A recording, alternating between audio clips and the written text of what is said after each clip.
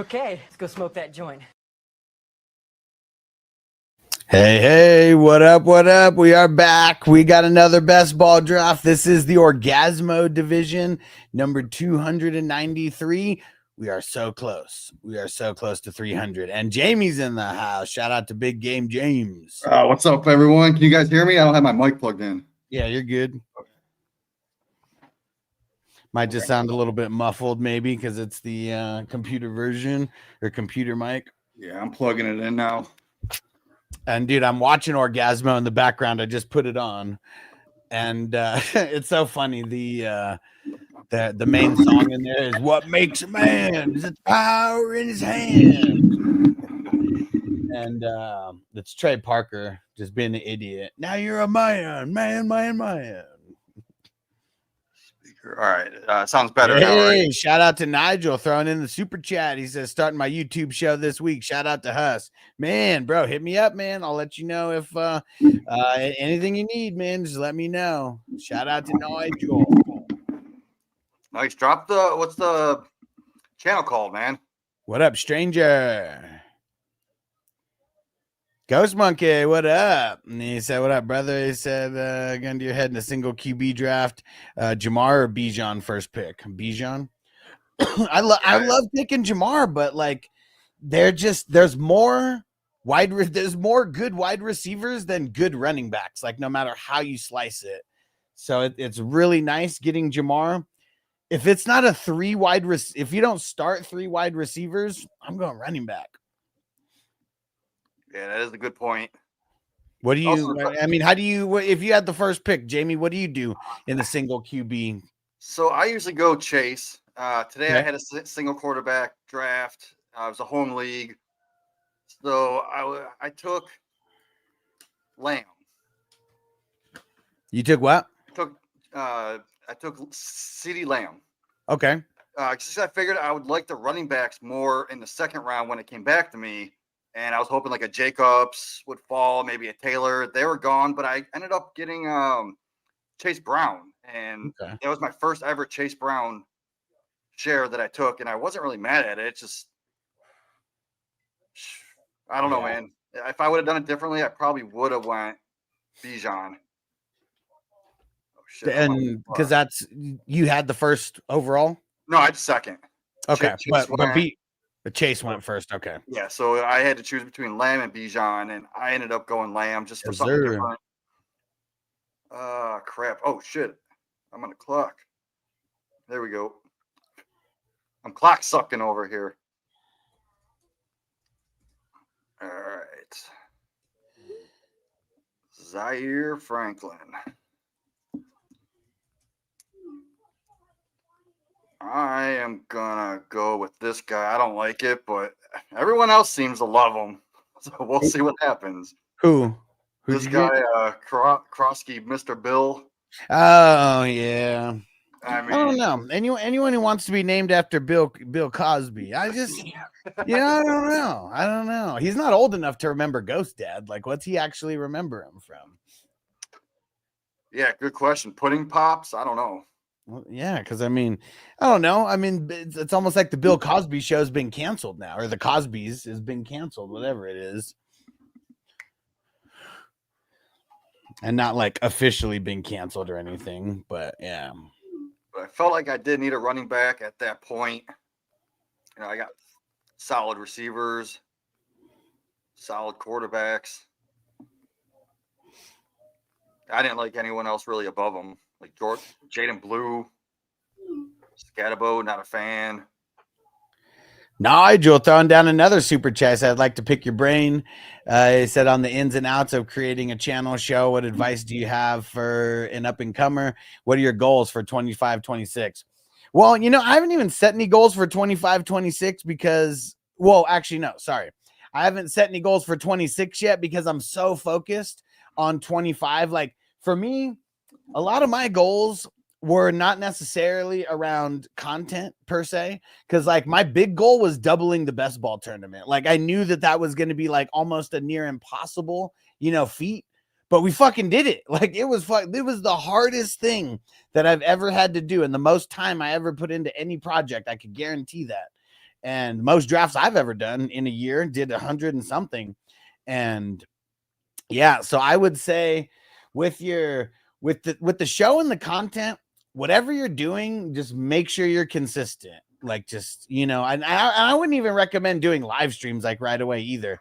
Like, the live streams for fantasy football, when people want to get questions answered on like the day of a game, people go search for that shit.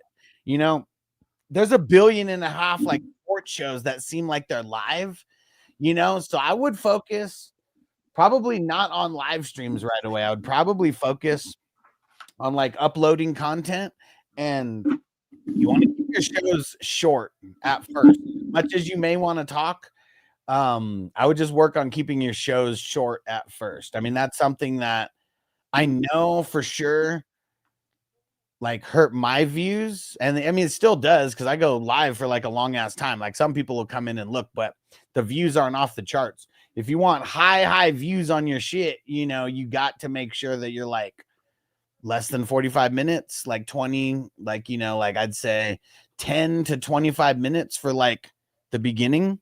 And as you get, more popular, people will listen more. And also the title matters. So you can even like ChatGPT a title, make it something that people would search for.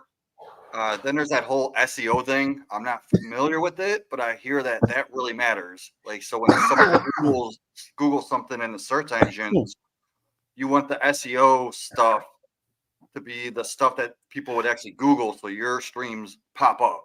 Yeah, and it's so funny the way you said that. Like, this SEO stuff, it's important. It totally is. Like, that's what makes people find you or not find you.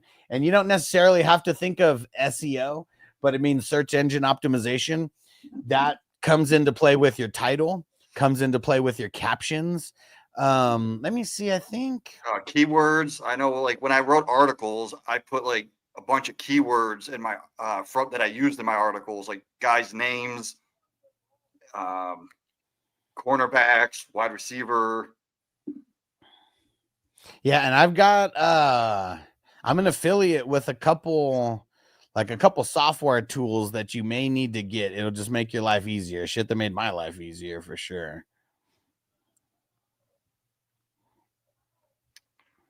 All right, I still need a flex here. But yeah, that's what I would focus on, Nigel, the most, is staying consistent. Yeah, having segments in a show, that's something I'm focusing on this year, is like, different shows are gonna have different segments and shit like that. It's just because that's what people will remember, and what people will be looking for as well on future episodes if they like certain segments. Yeah, like on my Tuesday show, we do a Monday night recap. Then we do like a shout out to Wes. What up, Wes? It's called Real or Fake. Where like a player from the previous week, did they have like a real performance or a fake performance? And then we get into like a host choice, which is kind of cool. And then we do waiver wires. So it's like a 4-section show. All right, so I'm gonna go with my last flex here with Andrews.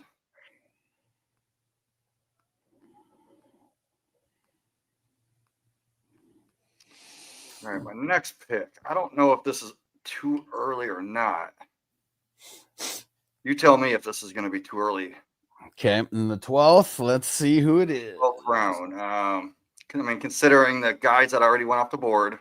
I don't think Wonley's watching. He does. I don't think so. Just a heads up. Oh, there he goes. Anyways. Yeah, that's not who I wanted, and probably I don't know. Give me 1 second. I really think this guy.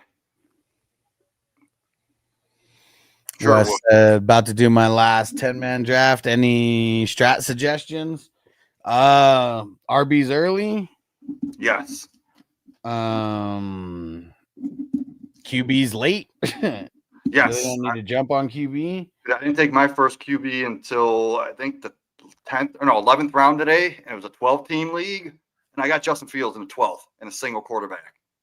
I want to make sure that I get a decent tight end. So like I know I'm targeting Kittle in a few of these because you don't have to get him as high as Bowers, but you know you can get him in a decent spot. Well, what pick are you drafting at? Do you know? And then Put in the chat. for defense, I'm trying to go Steelers and get ahead of that curve. They got a great week 1 matchup. And pick your kicker last. He says 5th pick. 5th. Okay, that's a good one because you just let value fall to you, man. What up, Phil? And Nigel said, what's something you wish you knew sooner than later? Shit, I mean, I already knew it, but I wish I knew how much of a difference it made, like making shorter shows in the beginning. Like that's really it. The shorts, that's like the most important thing on social media now. So just always keep that in mind. I have a tool I'll share with you. And you could also create shorts from your long shows. You could pick certain segments out as long as I think it's under a minute. You can make a short out of it. Yeah, under 3 minutes on YouTube. So if you have like a certain take you have, make sure it's good, and then go back, chop it for a short.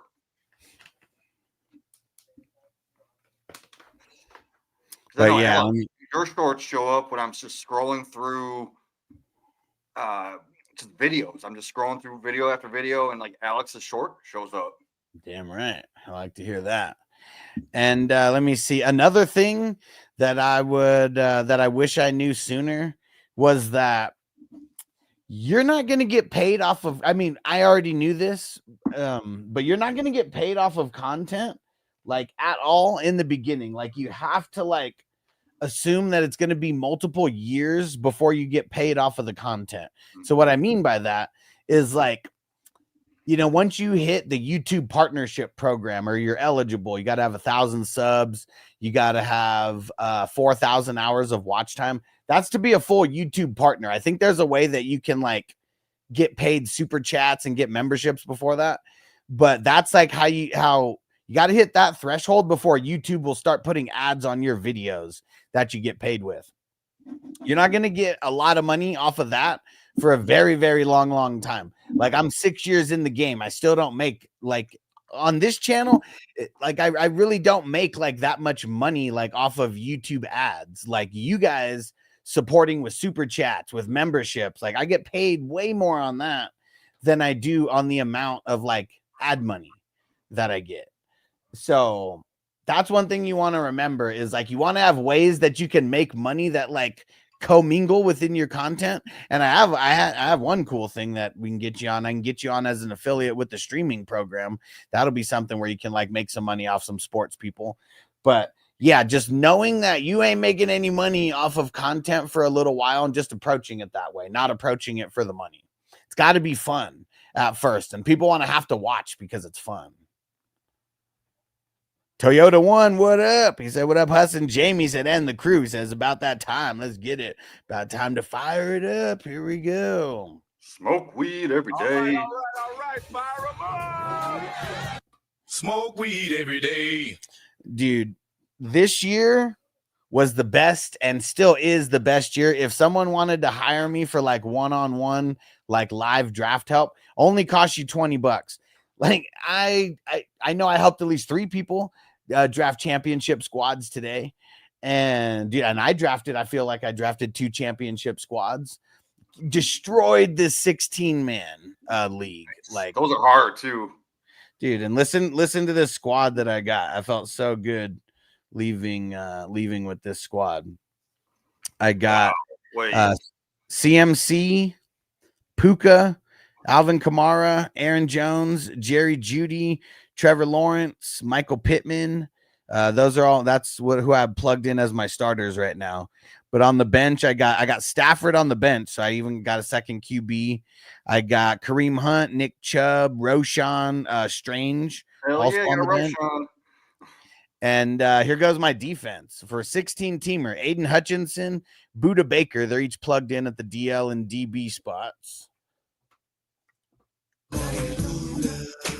And then I got Quay Walker, Frankie Louvu, Yvonne Pace, Dre Greenlaw, and Landon Roberts and Jack Sanborn as like my last Fuck yeah, like that's not IDP bad. flex spot. Yeah, I felt good about it in the 16 teamer that like guys I'm getting with my last couple picks, they're going to be good enough to be starters in a league like this. Shout out to Coach C. What up, Coach C? Oh yeah, and I drafted Brandon Ayuk somewhere in there as well, and I got to throw him in the IR. Yeah, I did that today. I drafted Addison, but when I drafted him, he was on my bench. He was a bench player. And then I just threw him in my IR, picked up a defense. Yeah. And then I also picked up, who else? I think I got Ayuk too. And he was like a few rounds later and just did the same thing. Threw him in my IR. All right, I'm on the clock. Hey, Devo in the house coming through with a big super chat. You demand Devo. Shout out again to Nigel. Shout out to Devo for supporting the cause. I appreciate you. About to pack up. About to smoke this bowl. I've been slacking on. I've been babysitting this bowl here. I haven't even sparked it yet, but we're getting a dab for you right after that. And dude, look at that, Devo member for 29 months, going on 3 years. You're the man, and I'm sure that it would be more than that, but I'm the one, my channel got demonetized. Remember all that bullshit that was going on? We got demonetized for like a year, 9 months, something like that. But you know what's so cool? Now, 2 years after all that bullshit happened, now I have 2 monetized channels. We got this one's monetized and the Silver Screen Breakdowns monetized. And you know what's funny is I would say I think I made maybe 5 or 6 times the ad money on the Silver Screen Breakdowns channel as I did on on this one, which is hilarious. And Nigel said, for me, it was the most difficult part was taking the jump to start. 3 years procrastinated until I said this Thursday, first show coming up. So now he's got to put something out. Hey, there you go. There you go, man. Force yourself And to do it. and dude, just here's one thing too. Fuck preparation. Don't prepare. If you've been, because you haven't been procrastinating for 3 years. You've been preparing for 3 years. And I feel like we've got to cut that preparation H time, down, because no matter what, your first episode, when you're 50 episodes in, you're going to say your first episode was your worst episode ever. When you're 100 episodes in, you're going to say your ones in the 20s are horrible. All you do is get better as you do this. And in the beginning, I'm sure there'll be some people who watch it because, you share the link here, you'll for sure get some views from it. But nobody's really going to watch it in the beginning. So don't worry about making everything so perfect. It's really just about getting your practice in. And I was so bad when I first started streaming. Horrible, man. I stuttered all the time. My thoughts that I wanted to say just didn't come out right. So I would take these notes. And then it just sounded robotic after that. And I just, fuck it.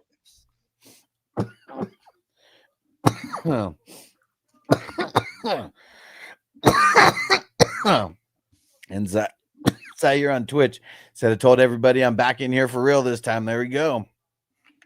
There we go. He wasn't playing. Yeah, Zaire, we got to see it to where you get the where it shows the show streak and all that shit. Says Facebook DM you. All right, when I get a chance, I'll get over there. What up, Crispy? And Stranger said it's really tempting to bust balls here. I mean, it's all, yeah, for sure. Definitely. Whew. Yeah, I'm glad that we got 12 people. I'm always down to draft, but man, I felt spent after and Crispy's doing 3 in a row, but helping Noble and then doing 2 drafts while simultaneously helping two other people draft. That was it was a lot. It's a lot mentally. Oh, listen to Noble's squad. Let me shout this out. I know he was excited about it.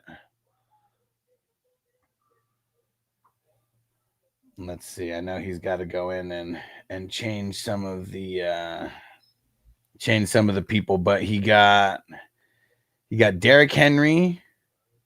He got blah blah blah blah blah. You got Derrick Henry. He got Tyreek Hill, Brock Bowers, Kamara. Aaron Jones, Ridley, T-Law is his second QB. Nice. Pretty solid, pretty solid. And he picked Derrick Henry at the 104. I was like, you sure? He was like, oh yeah, I have a feeling. So I don't even know if he knows about how Adam Sandler made a bet with Derrick Henry that if Derrick Henry hits 2,000 yards, he gets a part in the next Adam Sandler movie. Wouldn't that be some cool motivation?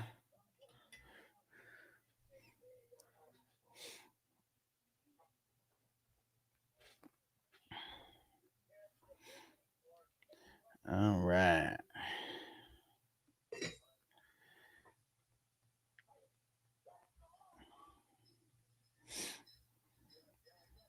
Oh, yeah. I remember what I was going to do. I was like, what was I supposed to do? Deb.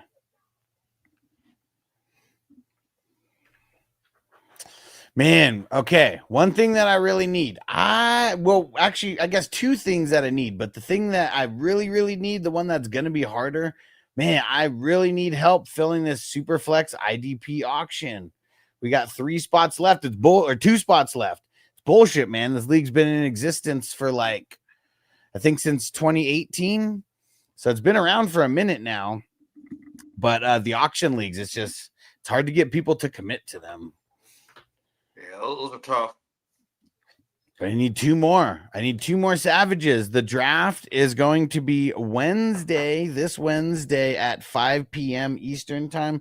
So we are starting a little bit earlier, but it's because the nature of the auction draft, how it's just going to take longer.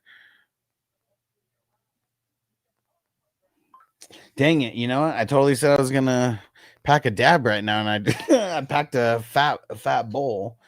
So now let's get the dab.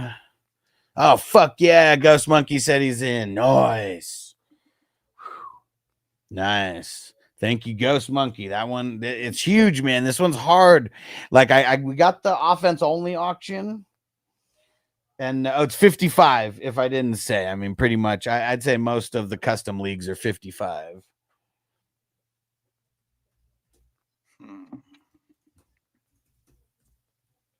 All right. So that's 2 p.m. California time, Ghost Monkey. Oh, shit. Yeah. The auctions. I'm glad we're doing the auctions all the way at the end because, I mean, especially when you have to like really, really know how you value these guys and stuff, doing it all the way at the end is best. And then if anybody is interested, the one other league that we're filling is a 3 QB league, and it's super flex offense only. I'm probably going to join that one as well because the draft's like really fast. And these drafts are really fun. Like they really are because it's so different. Like you want to know how fun these 3 QB drafts are? Let me tell you. Let me pull up the draft here because I know I have one of the higher projected squads, but listen to these picks here. So you start 3 QBs, so you know everyone's. I mean, well, not everyone, but most people are going QB right away. I went Mahomes, Brock Purdy, and Stafford as my first 3 picks. So I locked down the 3 QBs. I got CMC at the 4-4. And then I got Joe Flacco because he was like the last remaining starter out there. Well, no, Spencer Rattler was, but I got him before that. But then I got Kamara in the 6th round, Scary Terry in the 7th, George Kittle in the 8th, Judy in the 9th, Kelsey in the 10th, Montgomery in the 11th, Cooper Kupp in the 12th, Pittman in the 13th. So it's you don't want to get screwed on QB because it's going to be very, very hard if you don't have QB. But these drafts are fun as hell. Fun as hell. And let me see if I don't know if we picked a date yet, but it's either going to be Tuesday or Wednesday.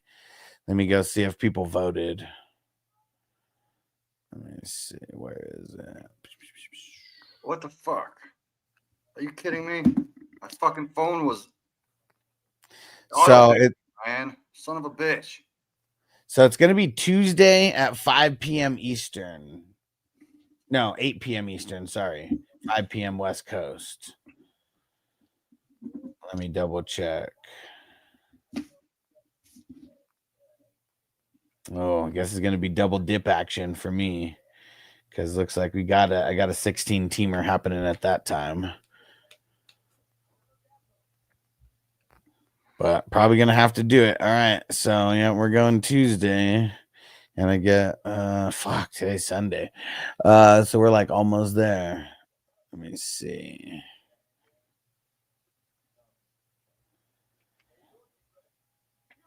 All right.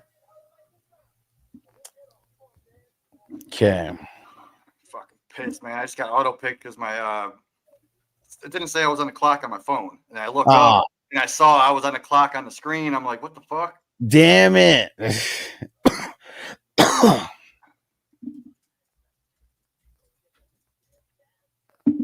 Fuck it. All right. So we need, as of now, we need 5 more teams. And then if I have to, I'm going to take one of those spots in there. But yeah, who's down to jump in a 3 QB league? It's 55. And it's offense only. Mr. Vengeance, I'm being offered Gibbs and Metcalf for Neighbors and James Conner. I know it's early thoughts. Nah, I don't like it, man. I mean, I do and I don't.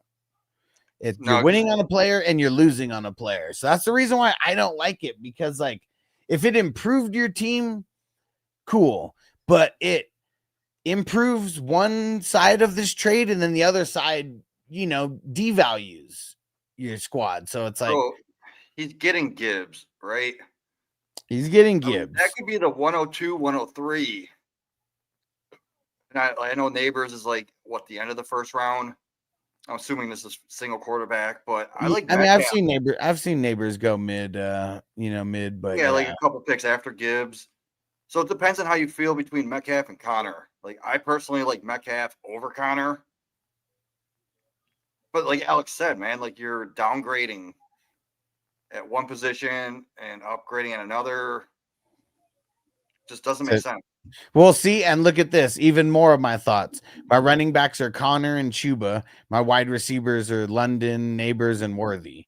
So, like, yeah, you're improving your running backs, but like, and it is improving it a lot.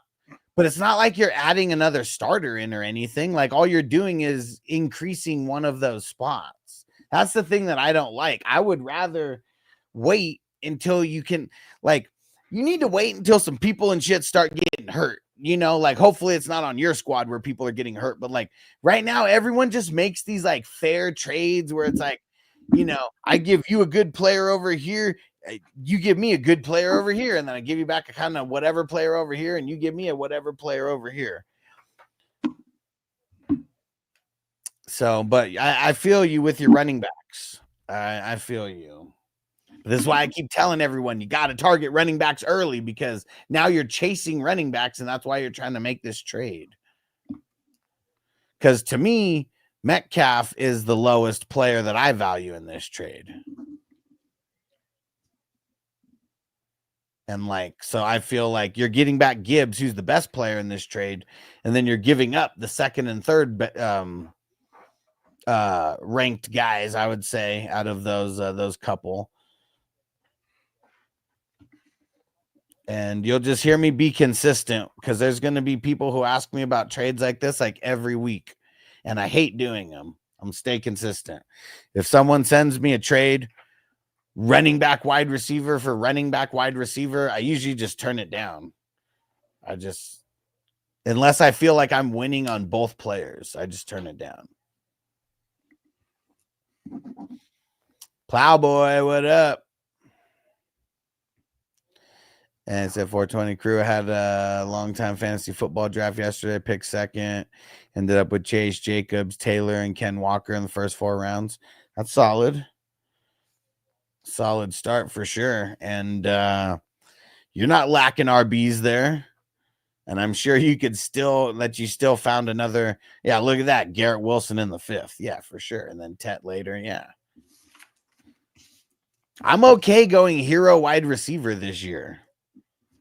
and just, getting one wide receiver kind of higher and then just like, doing what we could do later, but making sure to get depth. Oops. I have Aaron Jones and Dobbins too. Yeah, see, I don't know. I just wouldn't make that trade. I would wait. Nigel's at home league, drafted 10th. Mahomes, Puka, Hill, Genty, Hampton, Kelsey, Judy. I mean, I like it except for the rookie running backs. I mean, Jamie might give you another opinion. But man, I just every time, like, especially today, like, I mean, one of these leagues was a 16-teamer. The guy who has Genty on that, like, dude, playing hero RB with like a guy like Genty because people think he's gonna kill it like so much. Like, I don't want to pay up for any of these rookie running backs in a redraft. Dynasty's different, but redraft, you got to have like a team that's ready to kill it for all 17 weeks. And we could think of some of the best running backs that have ever came into the NFL. Not a lot kill it for all 17 games, even if they stay healthy. Like, remember Kareem Hunt? This is a great example. Kareem Hunt was off to like an insane pace when he was a rookie. He like fumbled his very first snap ever, and then he like never looked back, like for like 6 games, just like killed it, destroyed it. Swear he was like a top 5 or 6 guy for those couple weeks. But then they faced a really tough part of their schedule, and he went ice cold for like 5 or 6 games, and everybody hated him. And then he came back on at the end, and he was like good at the end. But that's going to happen a lot for these rookies. Like, look at Genty, like last year when he was in the playoffs. He didn't even do good in the playoffs last year because now you're facing a super, super top tier, college defense.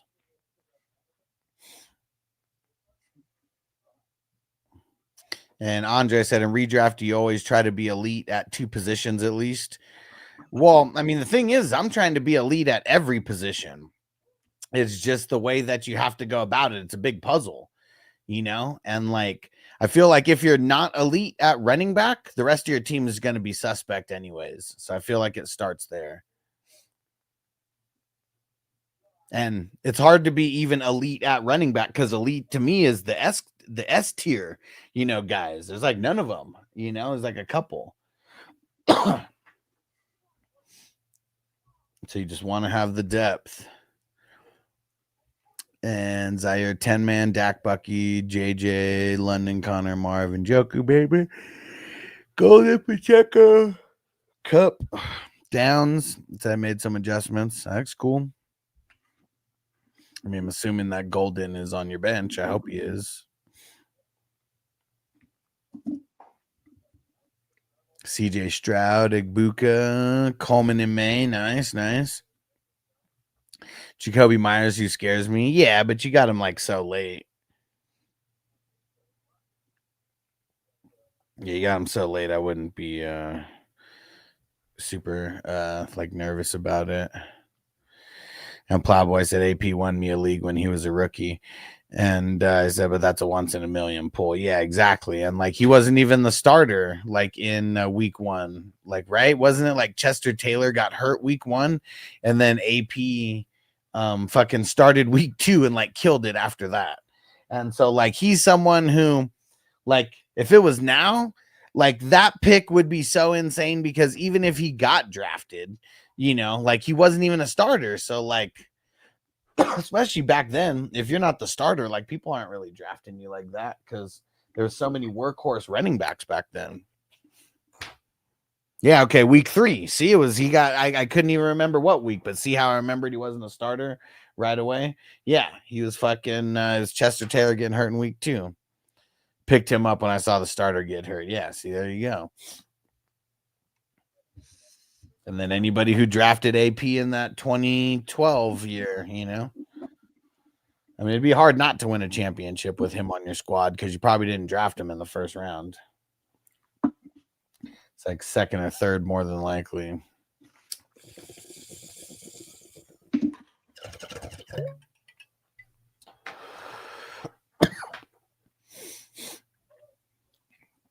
MVP season AP. Yeah. Yeah, that was insane. And Plowboy AP was good for like 3 years, and then he dropped in fantasy production. Well, yeah, because he got hurt, remember? That's why. So yeah, it was like because he got 2011 is when he tore his ACL, but it was kind of at the end of the year. But that's that's still when HGH was allowed. That's why him and Peyton came back so good, and then it was a quick kind of fall off. Wow.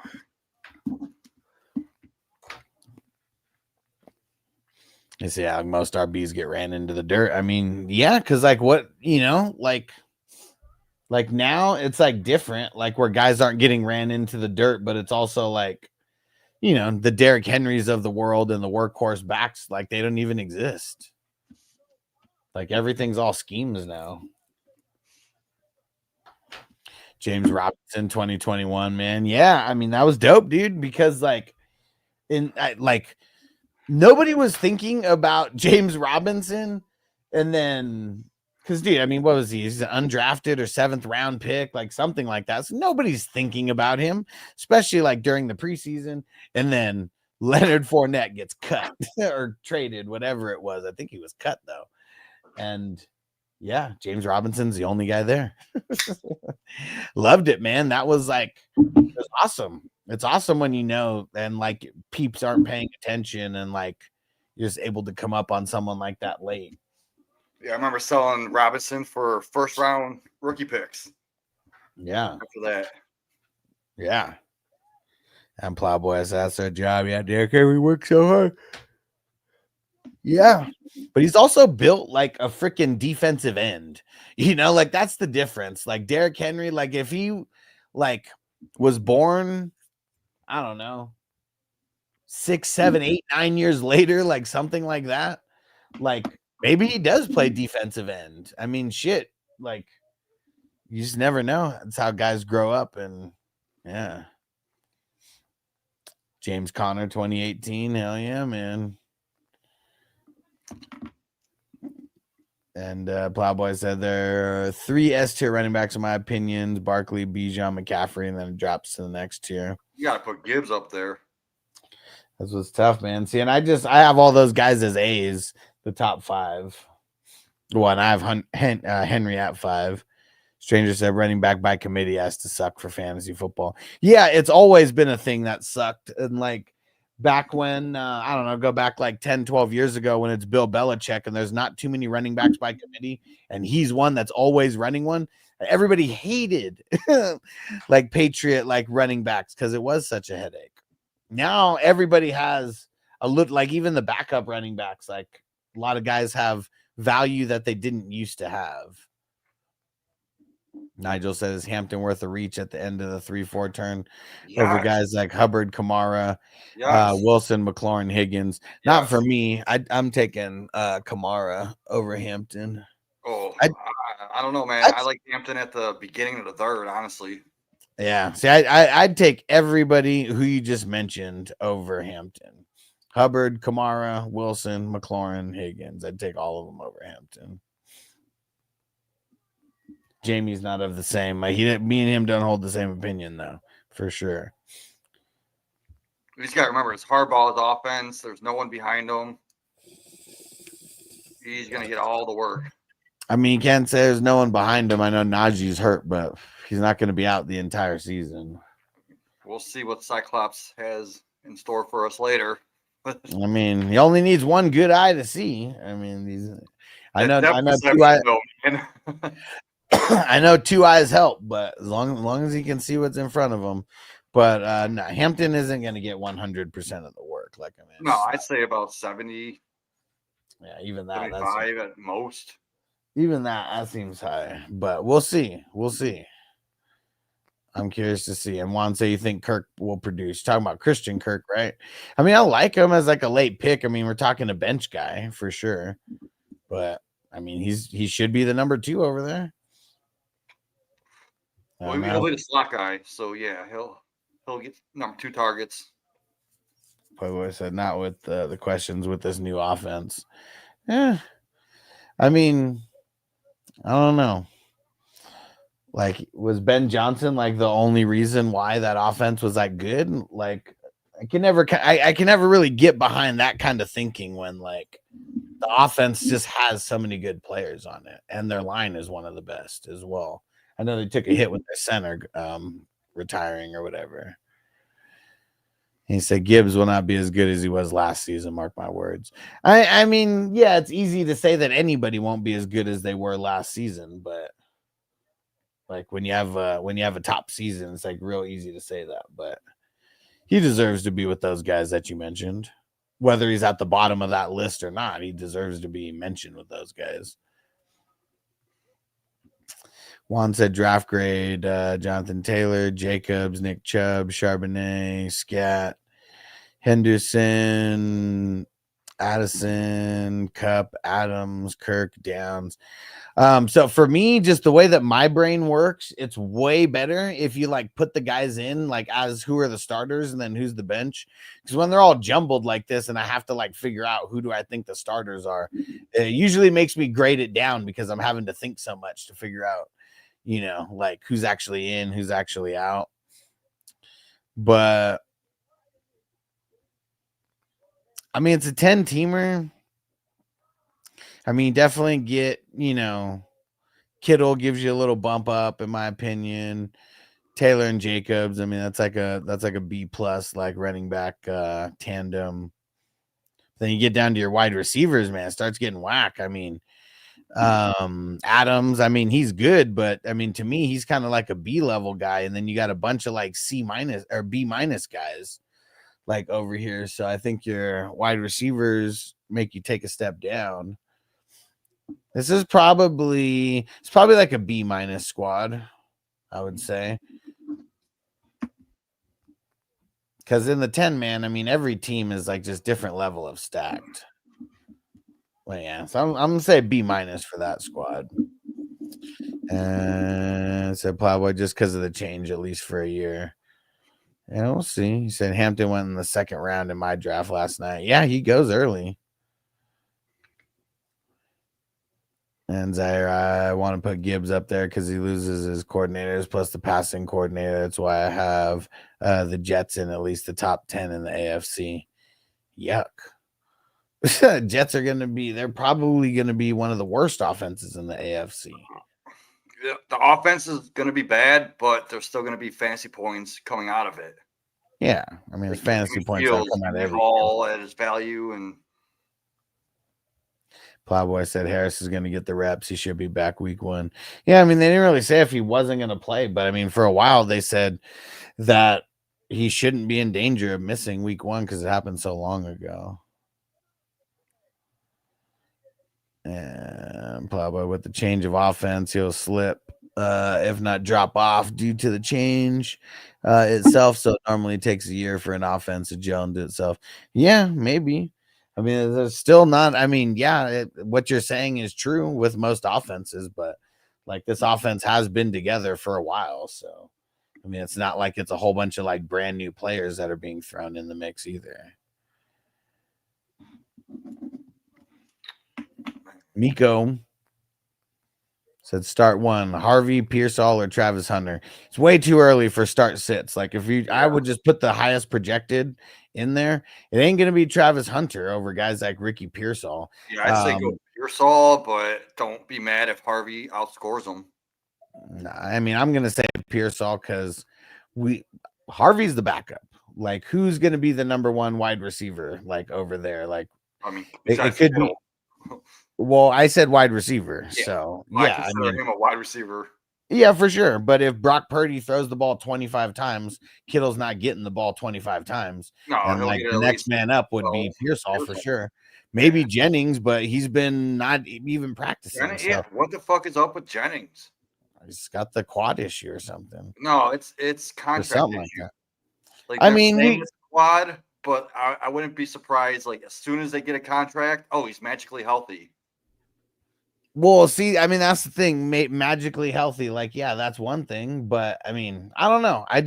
We got to trust the injury reports like a little bit. Like, even if his quad isn't all the way fucked up, like it's something. and not practicing, that makes a difference. And is that the only thing I'll say is the late round numbers always get high upside rookies over aging receivers. I mean, yeah, it depends though, but like look at where we're talking. I mean, we're not even talking about low young running backs. Like we're literally talking about like Hampton getting drafted in like the second or third round, and like Genty going like first round, like we're not even talking about late guys at that point. But like, who are you even talking about for the late upside rookies? Because Nigel said, what are the thoughts on JCM for the Commandos? And I mean, I'm not as hyped on him as everybody is. I mean, he's a backup running back, and I feel like people are like just putting him crazy high, like right now because of this hype. Yeah, I like they traded Brian Robinson away. As soon as I heard the hype, I sold him in a dynasty for 2026 second. Should be like a mid to late, and I don't hate it. People are like, "Oh, you should wait because he could be worth a first." I'm like, "There's no way he's going to be worth a first." Yeah, I've seen him go as early as the 6th round. Yeah, drafts. That's fucking nuts. Yeah, it's crazy. Yeah, people just get way too hyped, man. And I took him in this draft, but I got him 10th round. Yeah. So, like single quarterback leagues, 8th round would be somewhere where I would look at him.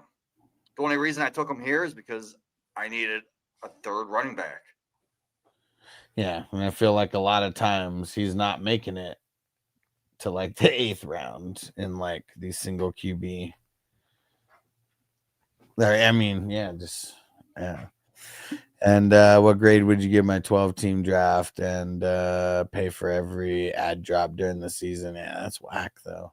And I like the 2 QBs and 2 kickers, 2 defense is so whack. Yeah, you don't need 2 kickers or 2 defenses, man. That's just roster clogging.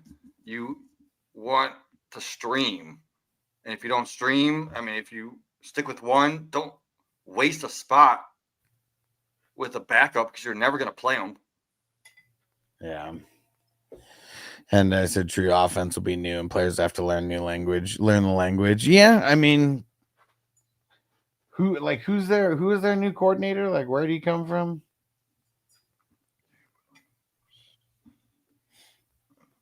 Let's see.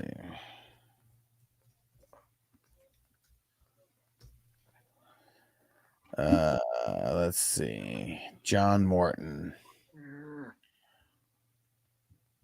This fucking dude behind me is still auto picking, man. Wolney. Let's see. Where do I go? So he came from the Broncos. He was the pass game coordinator. I mean, I don't know.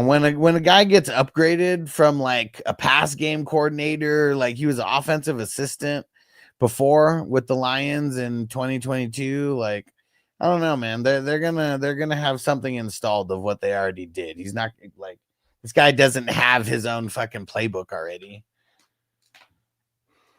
Like, if anything, I bet it's like a copycat of fucking Ben Johnson because being the offensive, what the hell was his title? What did I say? Senior offensive assistant in 2022. I bet that, or well, let's see. How long was Ben Johnson there? Wasn't that when he first got there? Wasn't he there for like 3 or 4 years? Let's see if it lines up. Like this pick.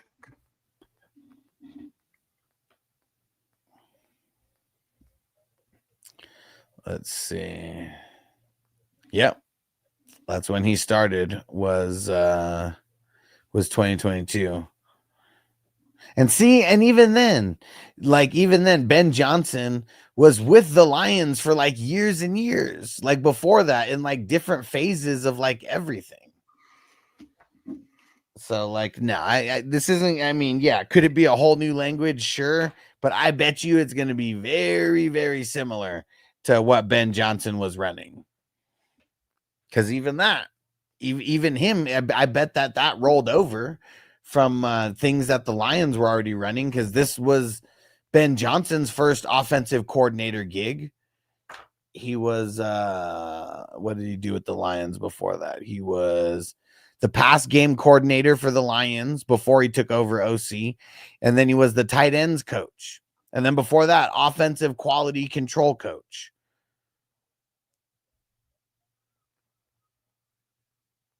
So we'll see. I'm curious to see, but yeah, I'm either way, everything you're saying is true. I guess I just don't think it's going to be like a super drastic like fall off. Who's the starting RB for Washington? Probably Eckler. I mean, that's what I got to assume. And Zaire said JCM, Braylon Allen. No, he's not a rookie, but still a good handcuff. I hate getting handcuffs, though, especially when you're talking about a 10-man team. Like, why do we want handcuff running backs instead of getting like wide receivers that can actually like do something? And then when you get to that handcuff point, instead of taking like a Michael Wilson, wouldn't you rather take someone else's backup, like Braylon Allen, Ray Davis? Well, that's literally who he mentioned was JCM and Braylon Allen. I mean, you could take Ollie Gordon. I don't think he's a backup because of the whole injury consideration. He might actually get some decent snaps right away. Yeah, it depends on how late you're going, but I'm assuming you're talking about a 10-man. And I will tell you, guys like Cooper Kupp and Michael Pittman are going so late in these single QB 10-mans. Like, I mean, we're talking, well into double-digit rounds where these guys are going. Well, guys like Woody Marks, Jordan James, Jordan James is hurt. He's on IR. He's not going to get drafted. Taj Brooks wasn't even drafted in my 12-man team league. We did 17 rounds. He wasn't drafted. The reason why you don't want to get a bunch of handcuffs is because these guys have zero value until the players in front of them get hurt. Like, you can actually get guys on your team who have value. Like right now, what if one of your wide receivers pops off and you trade 2 bench players for a starter because like you have the depth, of guys who actually killed it like right away, instead of like burning a roster spot on a handcuff, hoping that, a guy gets hurt so you can like maybe use that guy. And at least grab someone with some every week value that can get 30-40% of snaps. That's a pass catcher, like a Woody Marks. Bro, and how, why would you even take a 4th running back in round 15? Because he said I needed my fourth running back. Man, you should have your 4th running back way higher than round 15. Like, I feel like everybody should be going into the season with 5 dope running backs. And dope running backs would be guys who are just actual starters, on their team. So here, let me pull up my draft that I did today. Because we're talking 10 teamers here. We're not talking 12. Yeah. Guys like that, you will never play. Never. Exactly. But even in a 12 team, I think I waited on my 4th quarterback or my 4th. I went heavy wide receiver. So I have Chase Brown. There's way better wide receivers in round 15 than in round than running backs. 1,000,000%. So in my 12 team, I took Chase Brown, Kenneth Walker, Tony Pollard. So those are solid guys. I can fill out my 2 spots, but I also have Jalen Warren on my bench. A guy like that is going to get a 50-50 split. Yeah. But besides that, you don't need people like even Will Shipley, man. I'm not even drafting him in a 10 team. Nigel said, now that Kelsey finished the engagement, can we expect a better season this year? Yeah, I'd say 1,000,000%. You know why? It's not just because of him. It's because Andy Reid, we're just normal people, right? I don't get paid necessarily, I don't consult with anybody with the NFL or anything like that. We're just talking football. 1.5 million, 1.5 billion people probably do what I'm doing on some scale. Andy Reid has to go back and rework the way that they use Travis Kelce. There's no fucking way that they don't scheme him a little bit different. Also, Kelsey lost 20 pounds. He's slimmed down. Taylor Swift told him that he's getting a little bit too complacent over there, Mr. Back-to-back Super Bowls, and then you fucking lose a Super Bowl once we start dating, you know, shit like that. Like, so he's got to be the superstar. And like they're getting married. What better way? He could literally retire, right? Like, but does he want to retire going out on some scrub ass season? Or him like being one of the best tight ends in the league, fantasy wise and reality, and them making it to the Super Bowl? You know, I'm sure that's the goal. Gotta be. And Taylor Swift's gotta, you know, keep his feet to the fire. Don't get too complacent. Plowboy took a second round, Josh Jacobs, third round, Jonathan Taylor. See, it's crazy how Jonathan Taylor does fall to the third round. If you have like an early pick, like you could get a guy like Jonathan Taylor in the third round because 10 teamers, he's a lot of times he's not. Okay, he said it was a 12 team draft. Even more of a reason why you need to have like, you know, more depth at running back. Like I took 3 starters and a half a starter and Warren, so I got 3.5 at least. And see, look at this. So he goes second round Jacobs, third round Taylor, fourth round Ken Walker. Great. But why'd you wait all the way until round 15 to get the fourth? You know, like, I mean, you should have, like, even if you don't take them, like, you don't need to take them amongst, like before you take starters of other positions. But you're telling me that when you're in the 9th, 10th, 11th round in the bench, that you couldn't have still got, like, a really nice, like, running back that would have been, like, dope depth for you instead of, like, you know, Braylon Allen, who you'll, like, literally never use. And Stranger said, I think regardless of what happens in the field, he said this is Kelsey's last hoorah. I mean, maybe. You never know. I hope he goes out with a bang if he's going to. Zaire said Brandon Ayuk back from injury. We saw running routes in the pre-games and practices. Well, yeah, but it's not running. That's the issue. It's cutting. Like he I'm sure he could run. He's been able to run straight lines for a while. But yeah, we got to see him cut. Like that's what's going to be different.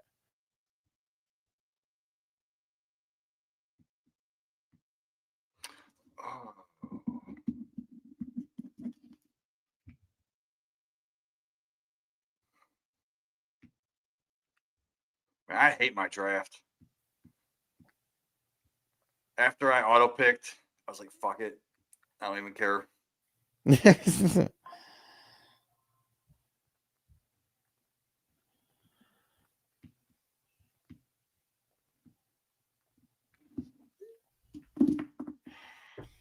And so the value is not there when I picked.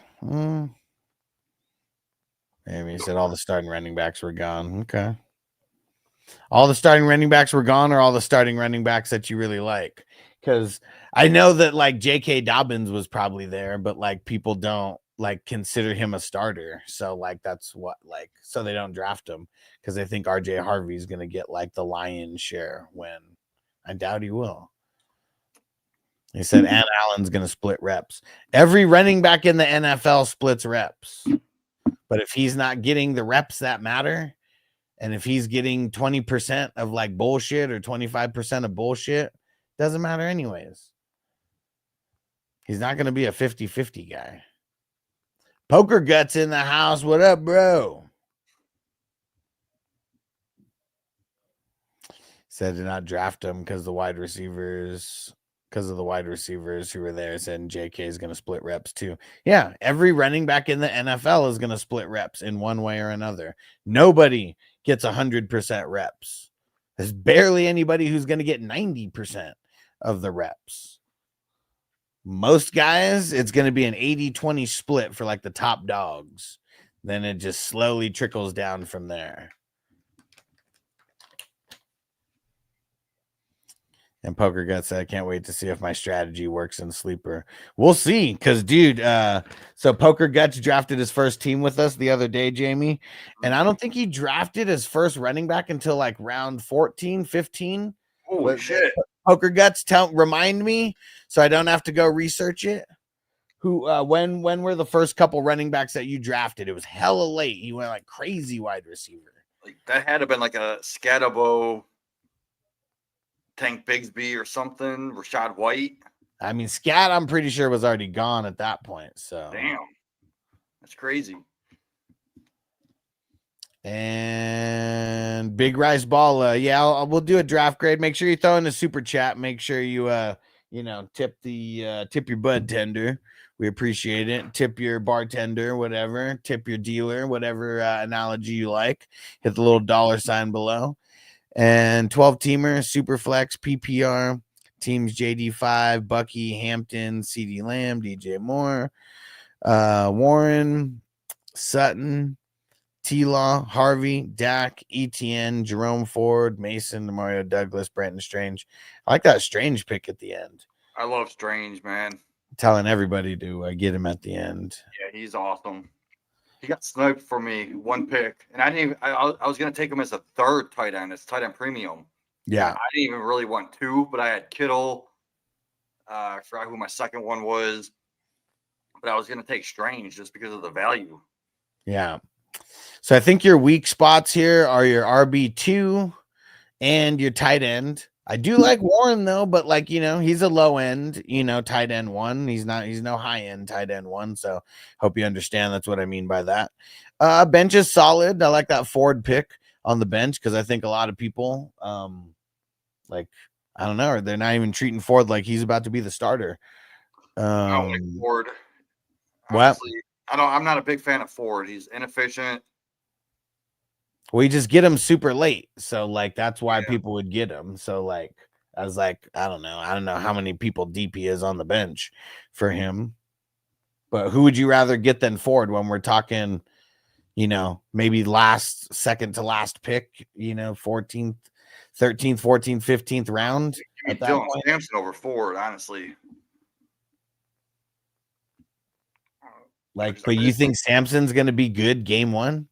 No, game two? I mean, well, yeah. It's in a 10-teamer, you don't even does he get drafted in a 10-teamer that you've seen? Just normal redraft? I'm assuming Sampson goes maybe last pick. Yeah, so if that, he's not going to be a guy that's going to be 50% rostered when we look at all the when we look at week one rostered players, he's not going to be, he'll be a guy that would be able to be waiver wire eligible, for some of these videos, not someone who's going to be drafted a shitload. Yep. Ford's a free agent in leagues. He's not even drafted in all leagues.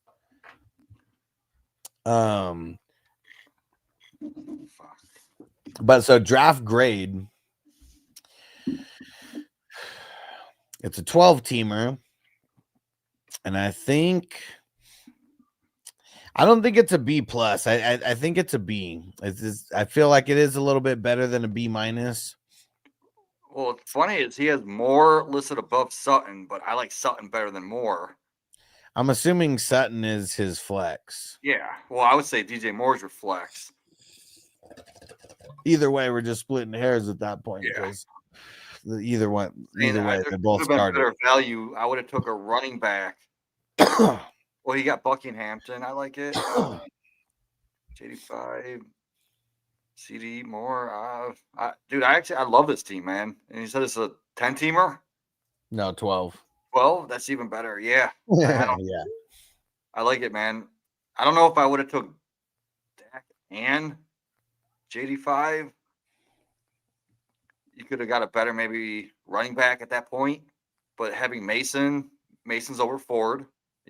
Looks like you got him later than Ford. That's awesome.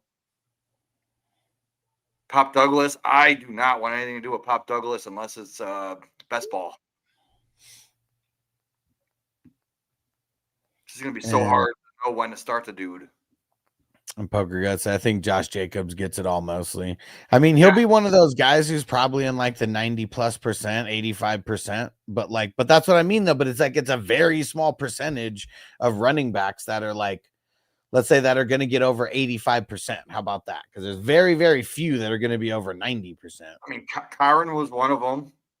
even though he was inefficient, he still got a lot of work, and he was a top 10. Ooh, crispy with the Diami Brown pick. Good. Yeah, so look at this. Poker Gut said the first RB drafted was Jaden Blue. It was all backups. Yeah. Said he went full wide receiver Avalanche. And Damn, as that's I said, I'm fun to do a draft. I need your help. I mean, that's why you're here, but you know, there's a lot of other people in the chat too. So, make sure you ask your questions early. Poker Guts, I ended up with 8 backup running backs hoping someone gets injured. I mean, that's what you need for sure. Can't hope for injuries though, man. You just gotta let them happen.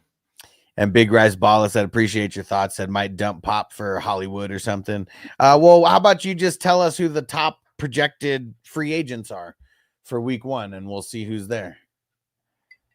We'll see if he's worth dropping for someone, because I don't hate him as much as Jamie, but yeah, I mean, he's kind of blah. Like you're probably like, unless there's an injury over there, he's probably not going to get enough work for you to want to start him ever. He's that boomer bust guy that's like third receiver, fourth, fifth target on his team. 5th. Who would be above him? You got Hunter Henry, you got Diggs, you got Williams, and you got not Stevenson, but the yeah, I guess we got to see, because I know there's people who think that Williams are going to be up there, but I mean, there's no guarantee.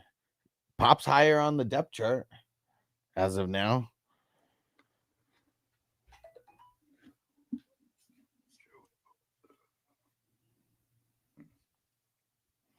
That's why I don't get crazy about the rookies though, because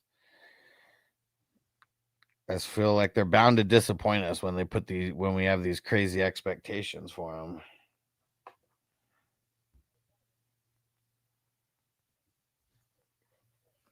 And Poker Gut said Thielen might be on waivers in your league, dude, with Pop. Yeah, I mean, I think I would much rather have Thielen than Douglas, especially early. Addison out for 3 games. Yeah, Naylor's hurt right now too. Yep, got a Naylor booty. Yeah. Oh, there's Booty is in that fucking mix.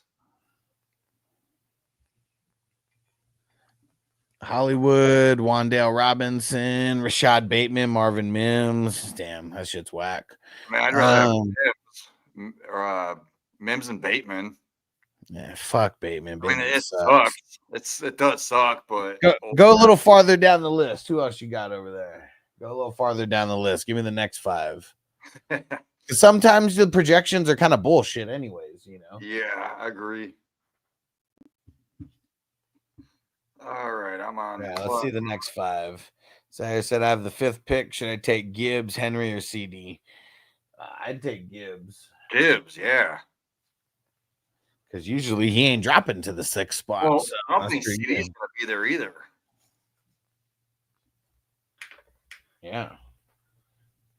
Nah, CD could be there. I see him single QB or not. I've seen him going farther than that for sure.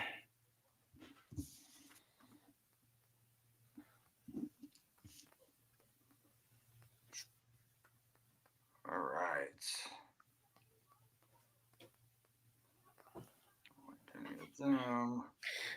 Kate Otten, Hunter Henry, Samson, Dubs, Christian Kirk. I think I'd rather have Christian Kirk over Pop. Yeah, same, 100%. Yeah, that's who you should get, Christian Kirk. Hunter Henry would be good, but I mean, you really don't need him because you have Strange already, and you're never going to play him in your flex. Unless you have more than one flex. Is there more than one flex spot? Just curious, but I still think you go Kirk. I mean, Kirk's going to be that slot receiver. And they have the rookie on the other side and then Nico. So I can see Kirk getting number 2 targets when he's on the field.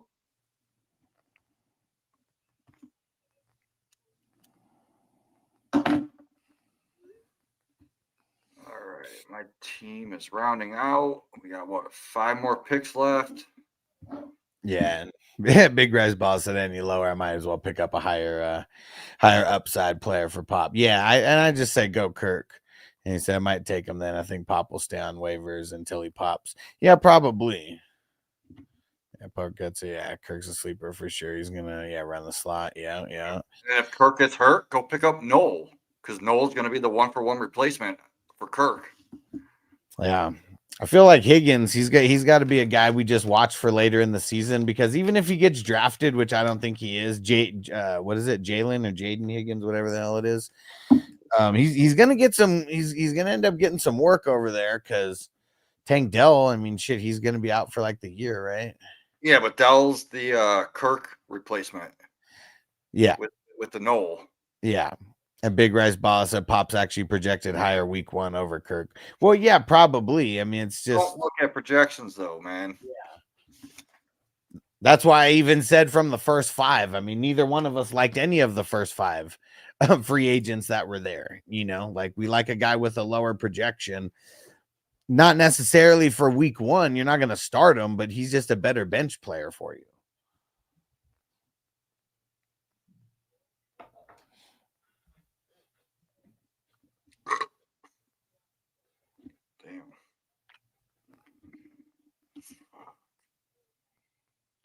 All right, we got another draft that finished. One of the 3 QBs. Okay.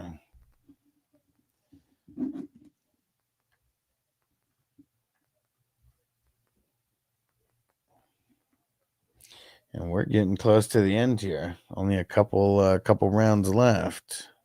Yeah, it's actually going pretty quick. Yeah.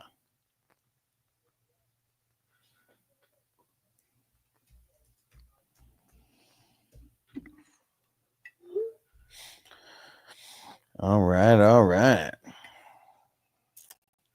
Yeah, I'm glad I didn't draft in this one, because I'm even feeling the mental come down right now, like from all these drafts today. And like, man, it got really crazy when I was doing 2 drafts at the same time and then helping 2 people draft at the same time. It was insane. It's like so hard to remember everything. And like one guy, he kept, because I always tell people, just send me. This was actually someone who found me on Facebook. Like I made a post and explained the one-on-one and all that. And he's like so happy that he found me, because he's been watching football forever, but he's pretty new to fantasy. And he came in last place in this league last year. And we just drafted a championship squad now. And but he would like send me, I always tell people to send me a picture of like, you know, whatever position I ask for, like a couple picks ahead, like maybe like 3 picks ahead. But he would send it like way far ahead. And so I'd tell him the guys who I think, and he's like, oh, well, this guy's gone now. This guy's gone now. I'm like, no. You got to do it this way, or it's going to make both of us go crazy. So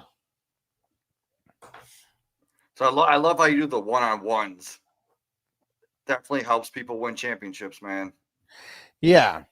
Because like I feel like I give my best work when I do one-on-one versus like, you know, giving the rankings for the masses. Because it's like, it's so hard to hit or miss when you're just like ranking everybody. And exactly. Yeah. Because like, even today's draft, I had my rankings list.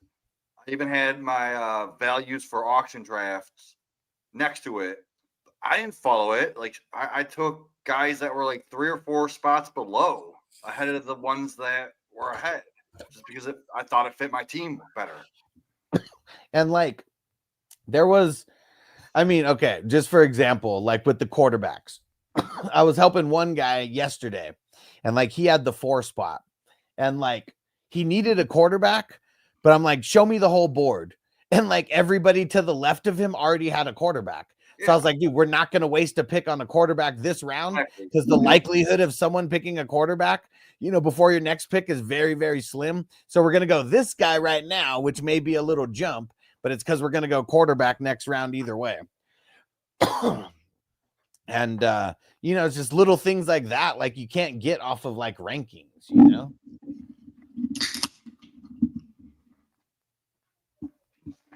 And like, I feel like people can look at rankings and fuck everything up still. Yep. Catch me outside. Catch me outside. How about that? But yeah.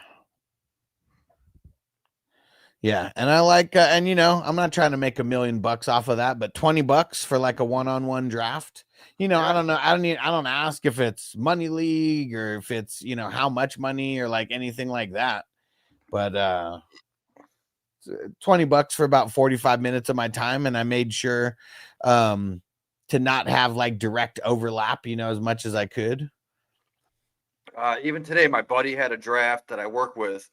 I wrote him up my rankings with the and hold on real quick, Jamie, just keep that thought, don't lose it. And Big Rice Baller, nice, bro, nice. And dude, so they switched around. This isn't your first, like I feel like I remember you as a different name on YouTube.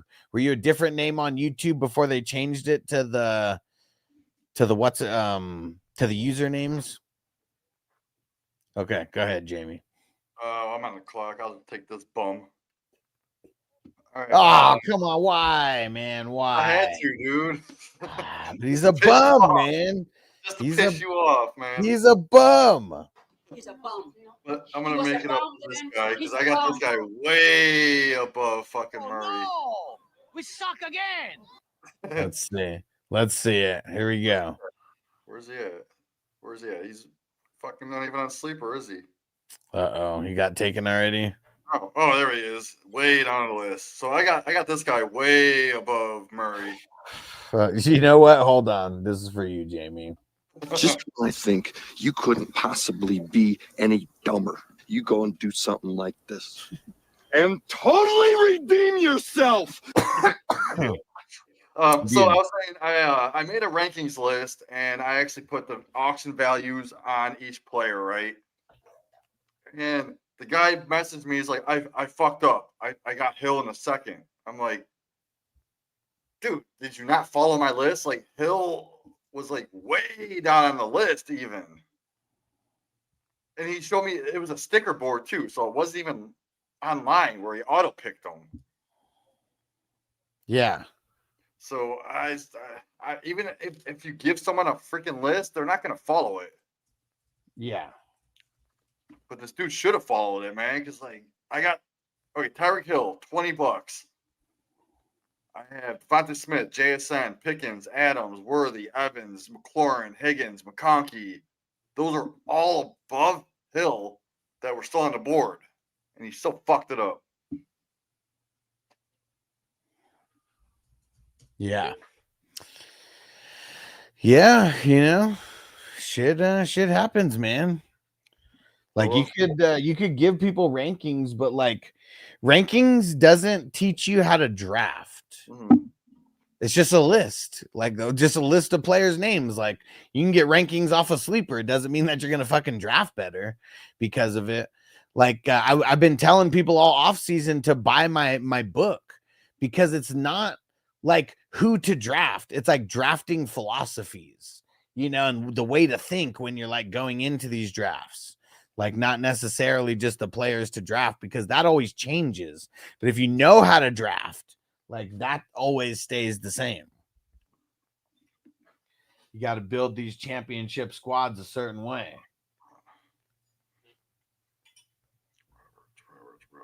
Oh, why is my phone fucking up? Fucking up, man. Stop fucking up. We're gonna see me auto pick again.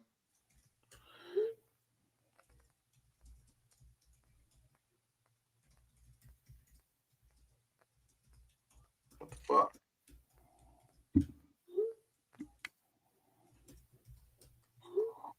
All right, I'm rebooting this. Please don't auto pick.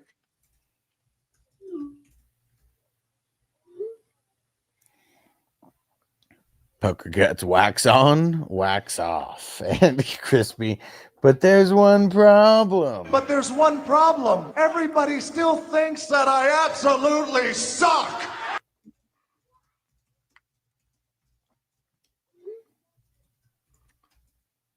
All right. Come on. Don't fuck this up. Come on, big game. Don't fuck it up.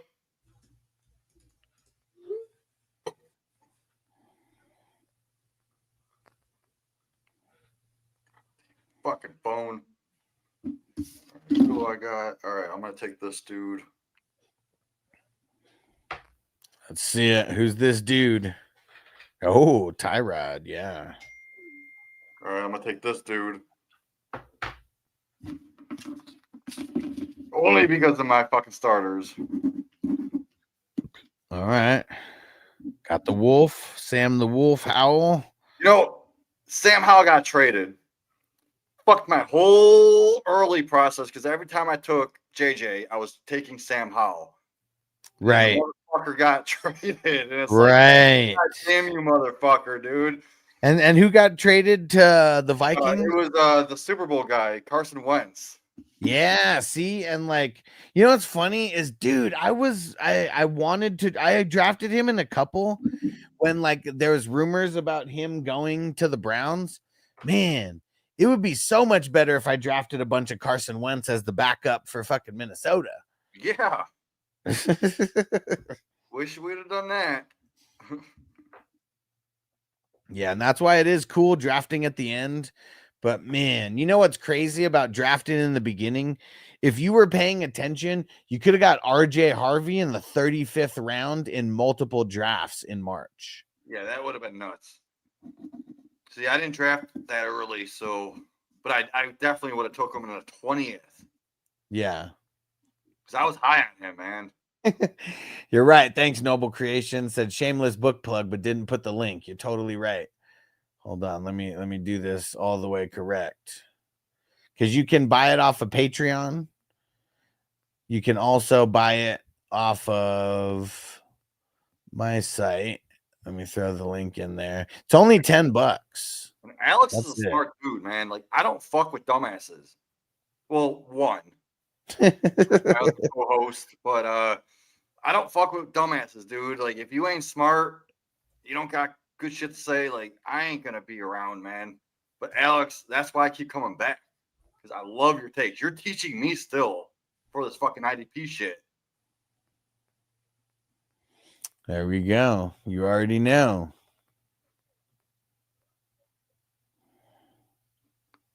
All right, and there goes the link in the chat. Only $10. You'll be able to use this book again and again and again. So even if you've already drafted and you don't need it for this year, buy it and save it for next year, because you will need this for some drafts next year for sure. Especially when you're getting into Dynasty. I do mention Dynasty in this book. I do want to get a whole Dynasty. Trying to even think of what it would be like, because it would be like a Dynasty guide for like drafting and trading. Oh, I could do that, dude. I can contribute. For sure. Poker Gut says book also comes with the FF Hustler car wash calendar with exclusive photos. That's hilarious. And Nigel said RJ or Hampton. Yeah, I'm leaning Hampton like Poker Gut. All day. But I still think that these guys go earlier than I want to take them, though. Both of them. All right, we are done. I'm gonna go take a piss. Start the grade. Right. Yeah, let's see who was in the grades. Actually, I don't even think anybody asked for a grade yet. So let's throw it in. If you would like a grade, and if you want to do a dab and a grade, throw in that super chat. You already know. Let's get it. Okay. It's so funny. Look at the Orgazmo photo as Jamie's background. Such a classic movie. I'm watching it in the background right now. Let me see. I wonder if they have the song on Apple Music. Hold on. Let me see. Let's see if they have the soundtrack here.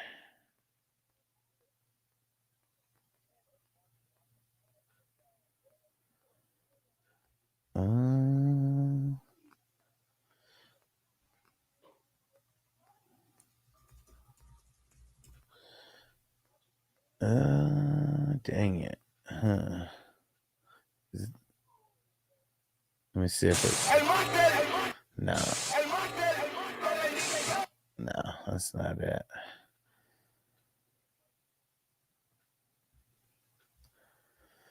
You know what? Hold on. I know where I could play it from. I got to pull it up on YouTube. All right. Hold on.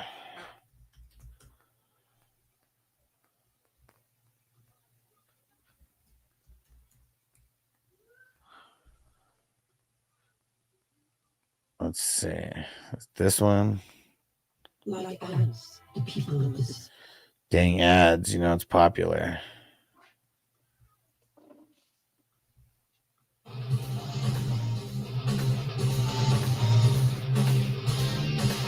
All right, here it goes.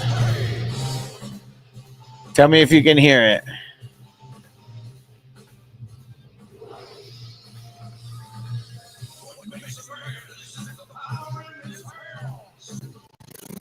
His quest for glory. Yeah. Give it all you got to fight to the top, so we can know your story. Now you're a man, man. Now you're a man, Man. You are now a man. You're a man. Now you're a man. Had to play the Orgazmo song. Now you're a mile. You know what's funny? So last year, What makes a you man had this draft going last year. I wasn't in it. Just 'cause she I has was big watching it. titties. I'm like, what the fuck is Orgazmo? He fights every day. Hold on. No, it's probably the titties. Okay, Literally wait. never heard of the movie before. And I'm watching you guys draft. And I'm like, I actually watched it while you guys were drafting. I thought it was hilarious. So go watch this movie if you've never seen it. And it definitely wasn't for it wasn't for this it wasn't for the tournament. I was doing an Orgazmo watch along for the silver screen. That's what it was. All right. Because you know, even though the only time I had a chance to talk to Trey Parker or ask him a question, he big leagued me. You know, there's still some of my favorite content creators out there, you know, because that's what they started as. Like South Park started from them making a fucking like a short. Like I think it was only like a couple minutes. I mean, same with the Simpsons. Simpsons was a short too. Yeah. So was Bob's Burgers. They had a fucking short where like they were cannibals and they fucking ate human beings, and it turned into a fucking whole show. Yeah. Poker Gut said, what about the Cartman Jesus songs? Oh man. Oh, Yeah. Cartman's got some funny, got some funny songs. And this is still my favorite one from the South Park song from Chef Aid. Hold on. Where is it? Chef. Yes.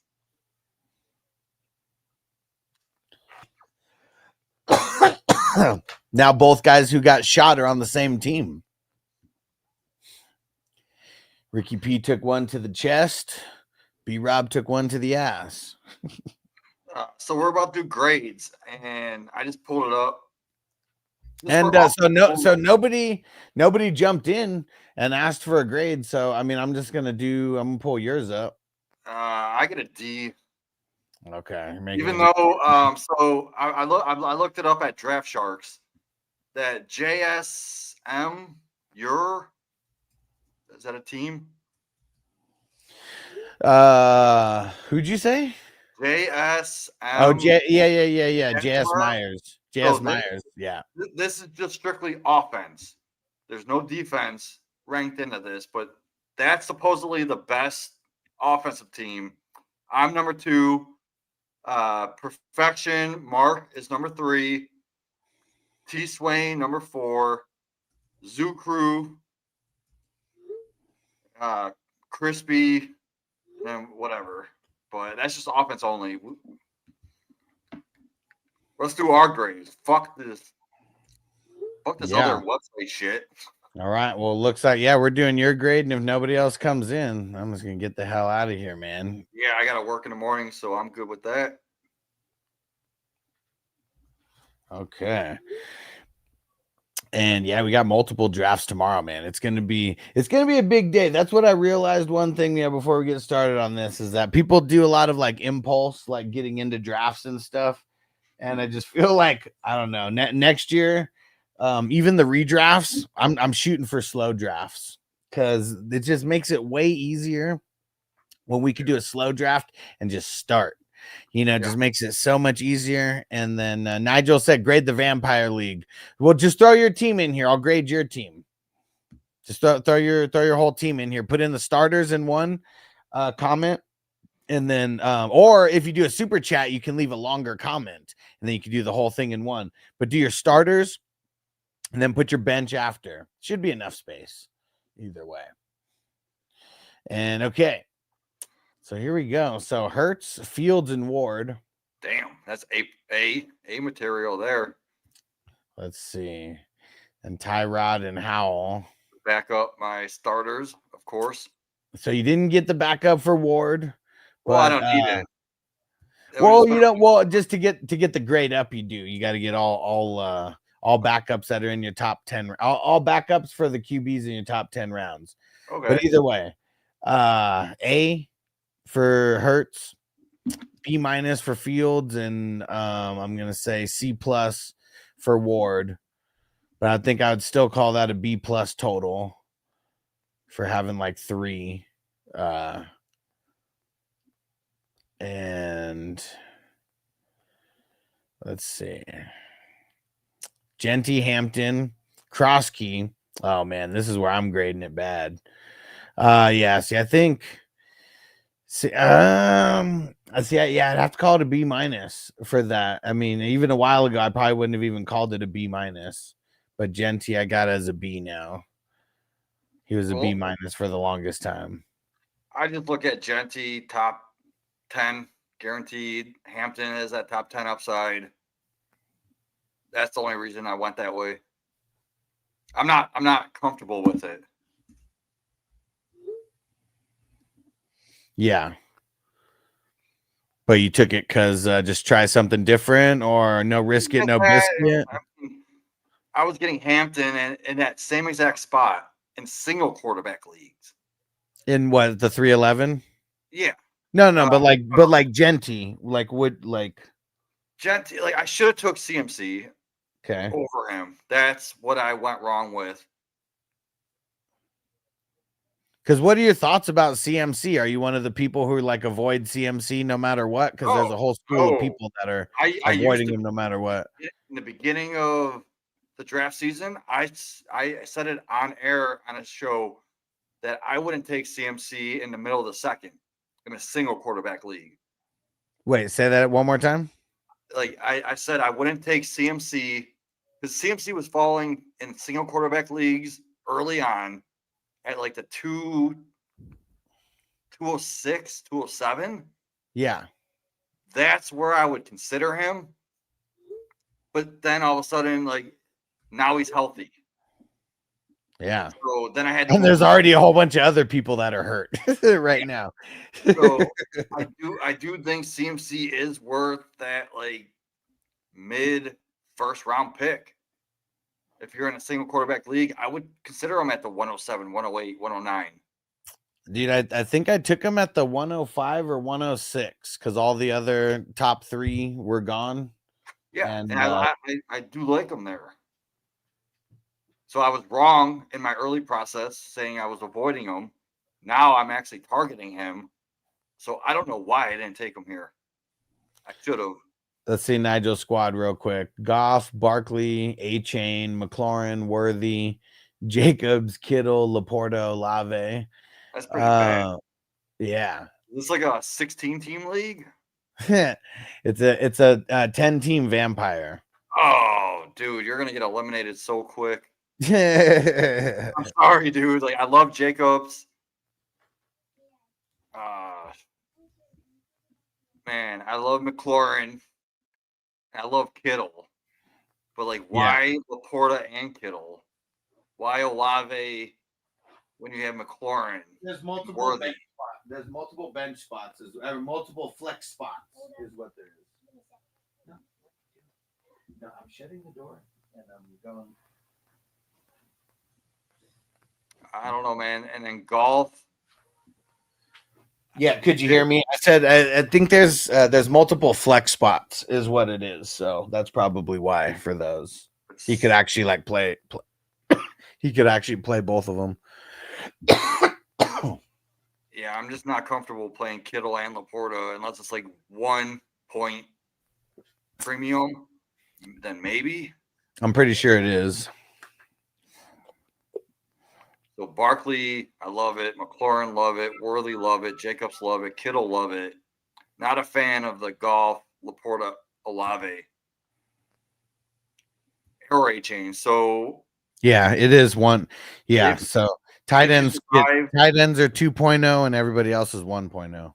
Okay, then you got Engram. I love that. But like what I would do is if you survive the first week or two, don't spend a lot, but like put some money on like a better running back than A chain. No, it's not fab. It's just first come, first serve. It's not a guillotine. It's a vampire. So See, I don't know what a vampire is then. Vampire is so there's one vampire they didn't draft, and if they beat a team, they get to steal a player from them. Oh, okay. So we call it a zombie league. So it's pretty much like a zombie. Okay. Yeah. Yeah, I think you can survive. Like, the question in that is, are you facing the vampire early or are you facing him late? Yeah. We'll look at your schedule and see when you're facing the vampire and save your money. It's not fab. Later. It's not fab. Oh, it's not fab. Fuck. I keep fucking Damn. Okay.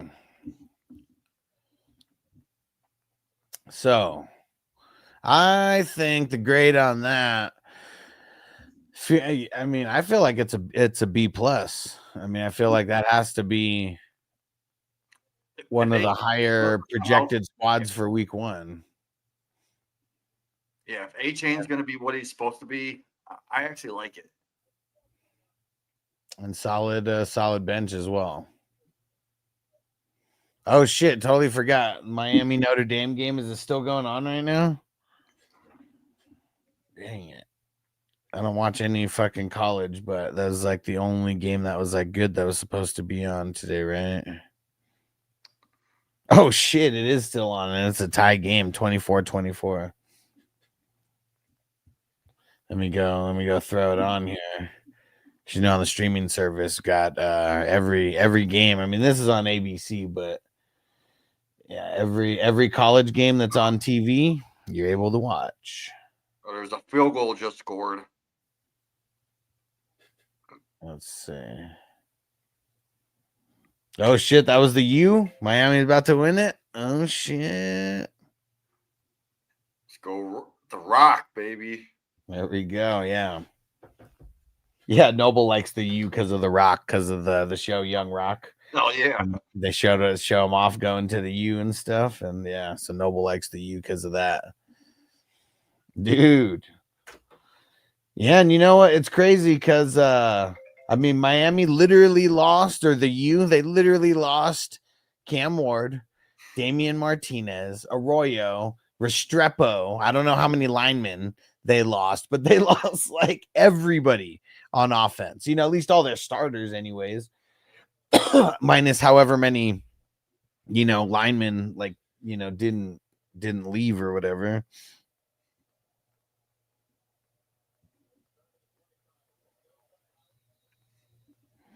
All right, so back to Jamie's squad. D minus.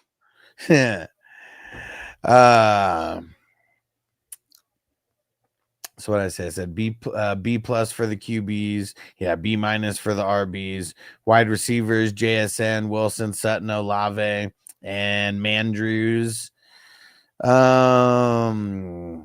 B plus, B plus, B minus, B minus. Man, I'm that one's tough. I feel like I'm gonna give it a B though, because you got 3 guys that are at a B or lower. That's pretty close. Well, I got 3 Ohio State guys. Didn't do that on purpose. JSN, Wilson, Olave. Just noticing that now. That's funny. And actually, hold on one sec. I gotta send someone a link. Someone needs to pay me for a league is saying that it's not league safe just being an issue.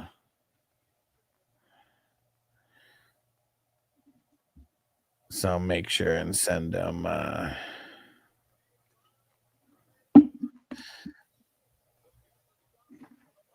link to pay real quick.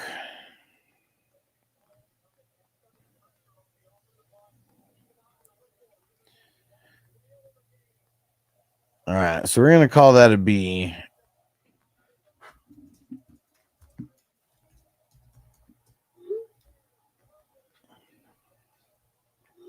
And then IDP. Ooh, Sherwood. Oh, it's bad. Oh shit, Sherwood and the nobody, and then Alshire, and then nobody, and then Cody Barton, Delpit, Russo, Amon Wari. Oh man, and Murray. Fuck, man. Yeah. Oh no! We I suck know. I suck again. Man, I gotta give that bad, dude. Like I kept getting fucking sniped on my fucking IDP. So I gotta give that a C plus. No, it's not even a C plus, dude. Well, I'm gonna give it a C plus. That's really bad for my scoring. Yeah. Well, okay. So Murray, with Murray there, I know you lower him more. I'm higher on him, so I'll accept a C plus. But I would say C. Okay. Bad. And Poker Guts said, I'll do another best ball draft tonight if you got time for another. No, it's not going to happen. But I got all of the drafts. All the drafts are already planned. Monday, Tuesday, Wednesday, and there's 4 drafts planned for Thursday, all at 5 p.m. Eastern time. And that's going to give us enough time to draft before the season kicks off. Yeah. And that's it. I'm not changing anything around. We made it. Like if we fill these drafts that I've already got planned, we've made it to 300. That's the goal. And I feel like that's such a huge win that I don't want to stress myself out more than I already have. Yeah, because I'm going to be drafting during those days. League. The 300 league is the actual 300 movie. Yeah. So that's awesome. I made sure I got that one. Hell yeah. Zaire said Notre Dame eliminated from the playoffs. Is one loss going to eliminate them from the playoffs? I mean, I thought now because there's like 8 teams that there's more chances to make the playoffs. Nigel says starter, half point, 12-teamer, Mahomes, Puka, Tyreek, Genty, Hampton, Kelsey, Judy. I like it, man. I'm way nervous about those running backs, though. I'm nervous about Tyreek and Judy. But not week 1. Said it happened to Bama yesterday, but Bama could still end up I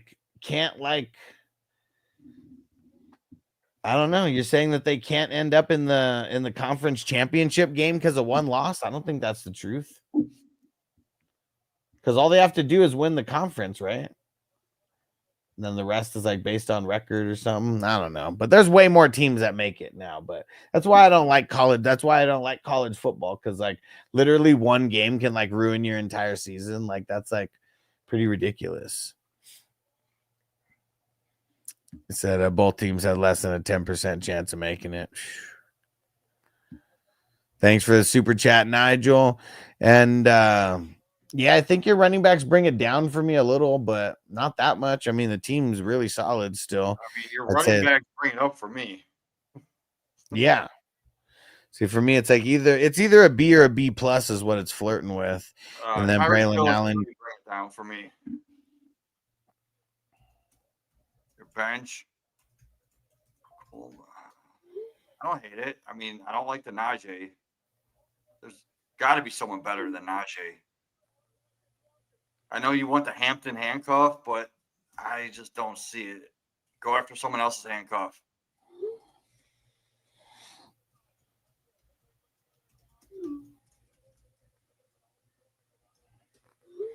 Okay, all right, and I think we got our last person in the auction. Let me see. Did he join?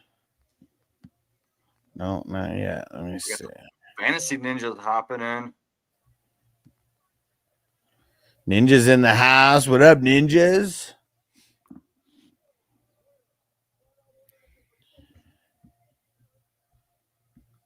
Okay.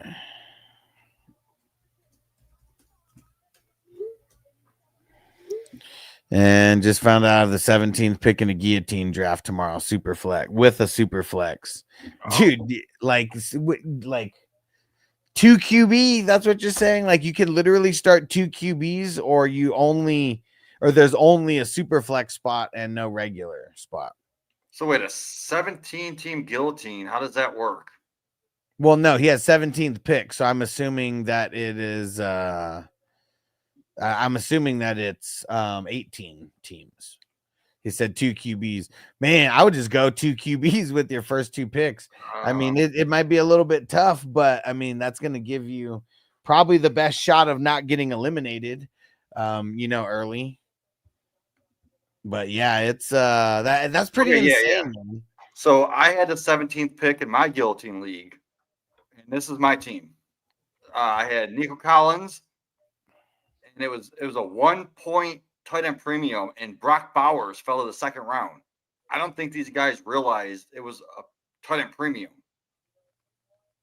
Maybe so not. I got Brock Bowers, and then I got Justin Fields, Chuba Hubbard, Cortland Sutton, Chris Olave, J.K. Dobbins, Hunter Henry. I took Danny Dimes, Luther Burden, Roshan, Diamond Brown, Dart, and Fannin. Dude, who the fuck were you drafting with that you got like such a good team like that? It was Razzball. Like these people are an actual company called Razzball, and they invited me to this listener league. Yeah, that's why. I'm like, I don't play nice, but I was like, I'll do it. Yeah, because listen to this is also an 18-teamer where I had the 17th pick with a 3rd round reversal.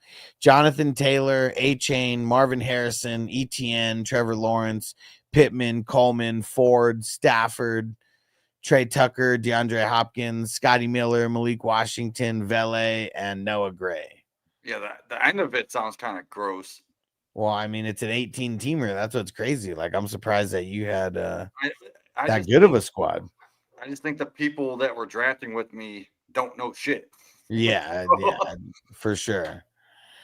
And look at Crispy, 29 months. Let's get it. And he said, but there's one problem. But there's one problem. Everybody still thinks that I absolutely suck. No, if we're talking, looks like Mahomes, looking like Mahomes or Drake May. Okay. Pacheco or James Conner. For me, it's James Conner, but Pacheco is pretty close after. I think a lot of people are sleeping. And what up, Ron? I think a lot of people are sleeping on Pacheco. And I said, Jamie's not the Jamie's not the original Orgazmo. What makes a man? And got the Steelers D. I'm telling everybody who plays in a team defense that the Steelers need to be their target, because with team D, you should be targeting for week 1, and then you might be streaming after that.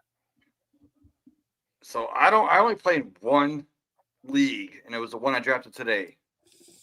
I didn't even draft a defense. Yeah, depends on what platform you play on. I prefer not to. Yeah, I put Addison on my IR, and then I ended up picking up Jets because they're playing Pittsburgh. I want to see Aaron Rodgers get fucking sacked 100 times. Yeah. Take it easy. Take it easy. I'm going to drop them next week because they play Buffalo. I don't want to fucking anything to do with a defense playing Buffalo. Yeah. And Poker Guts, dang it, I don't have that. I said the other day, Coker, you just made the list. I got to add that drop back. I had it, but I keep forgetting to add it. He said the amount of defenses I added and drop are insane. Yeah. I mean, because like they suck. Like they don't, like if you didn't get points, you know, based on how much a team scored against you, if you only got like points based on like stats versus like, you know, just things that they got, not like points against, you know, then it would be different. But yeah, it's just so weird. It's like that has to be like the main thing. You got to have a good defense plus a good matchup, or else it just sucks. You know, it doesn't even matter who you fucking have. You have the best defense in the league. If they have a bad matchup, you're probably going to sit them because you don't want to go up against a team that might be able to throw down like 28 points against you, get you negative points or something, be whack. For example, everyone's now saying the Packers defense, go after the Packers. Well, they play the Lions week 1. Yeah. They play the Commanders week 2. It's not until week 3 where they play the Browns. Here's the teams that I'm telling people to draft. The Steelers, because they play the Jets, and Fields was literally on the Steelers last year. They know him inside and out. And the Jags, because they play the Panthers, and the Cardinals, because they play the Saints. That's what I'm telling people to target. I would also go after the Broncos just because their fucking defense is stellar. So they actually do have a really good matchup, but you have to draft them hella early. They go as like the first, pretty much like the first defense off the board more often than not. And what about the Eagles? Tough. I know the Eagles or the Ravens. They might so Ravens, I mean, they play the Bills week 1. So, I mean, they could get drafted, but, you know, it's probably getting drafted, you know, 2 defenses like that. This fucking sucks. And the Eagles, I mean, they play the Cowboys. Like, I mean, that is a good matchup, but Cowboys could still score, you know, like that. But I don't know. Eagles probably whoop the Cowboys' asses, I would assume. So, I mean, I made a quick defense list. It had Broncos, Eagles, Ravens, Steelers, and then like Texans, Vikings, Bills, Packers. But I didn't even draft a defense. Like if I didn't get to the top 4, I was like, I mean, that's the best strategy. Draft a guy on the IR and then pick up a defense after. Because, yeah, like I said, like, dude, if 2 of the teams that I want to target for week 1, they're probably going undrafted. The Jags and the Cardinals, like they're probably not even being drafted unless you're thinking like this, thinking that they got one of the, you know, some of the top tier matchups, you know, for the week. And both teams did improve a little bit, but they're still like middle of the road at best, but they have like a really good matchup. And would it surprise you if the Bengals actually was a top 10 scoring defense against the Browns? I mean, it surprised me a little bit. It depends on. I'm not going after the Bengals, but like just because of the defense itself. But the Browns suck. Oh, is that who they play week 1? Yeah, Browns fucking suck. Yeah, but Joe Flacco doesn't suck all that much. Yeah. And Ron said, don't get trapped on the divisional Packers versus Lions. They know each other. Yeah. And Crispy said, fuck team defense. Exactly. All right. Let's get back to Jamie's team. Back to my D- bench. team. Higgins, Sampson, Burden, Mooney, Tootin, Ray Davis, Bateman, Marks, Brooks, Roman Wilson. I like it. Mooney was my auto pick. Okay. I mean, but still, I mean, people are hating on Mooney. Like, I mean, he avoided the pup. Like, maybe he misses the first week or so, but it's a shoulder. It's not like it's a fucking, you know, soft tissue injury or anything. So at that point in time, I didn't need a receiver. I think I was going to go after my IDP guy. Yeah. I'm give it a B- for the bench. So it's neutral towards the overall score. So we had B+, B-,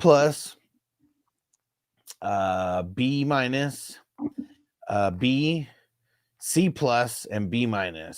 So up 1, down 2. So 84 overall. There we go. Better than I thought. I thought it was going to be like a 9. Because of how bad my IDP and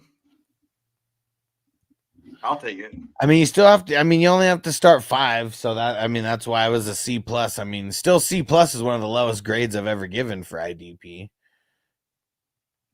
And Zaire said, are the best IDP players to draft safeties? No, middle linebackers would be the best. Yeah. Strong safeties would be second best, in my opinion. And then edge rushers would be the third if I'm breaking it down like to the top 3, like individual positions. Yeah, I usually go linebackers, then safeties. Like Yeah. Alex. Then Linebackers are the bread and butter. just don't draft those fucking interior linemen. Nigel said, so Hampton over Hubbard Kamara is a stretch and redraft. It's not a stretch, no, but I mean, there's two schools of thought. For me, I'm drafting Kamara over Hampton if I'm given the choice. Jamie said he would draft Hampton over Kamara. So it's two different schools of thought. If you want to go upside to the absolute upside, Kamara would be the guy. Full PPR. I would put Hampton next. And then Hubbard is safe, but we don't draft for safety because Hubbard doesn't catch passes. Yeah. As soon as what's his name? Yeah, I'd rather have Connor over Hubbard because I know that Connor's in that range or like right below those guys. I'd rather have Connor over Hubbard if it gets into that mix. All right, stay through the credits, guys, and we're gonna get out of here. And I'll be back tomorrow.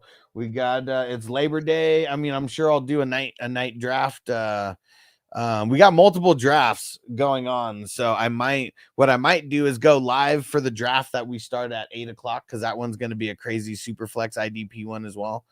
And then and then we'll see how long I stay on after that. And nice, and look at that. Ron said he picked up his white and black Snipe City shirt. Look what I'm rocking right now. I got the Snipe City shirt on right now.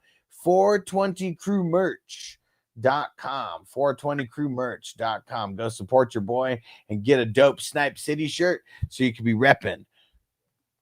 All right, and where are we? Here we go. All right, here we go. And salute to our executive producers, Justin Pickle in a Jar and Chris Patriot Sports.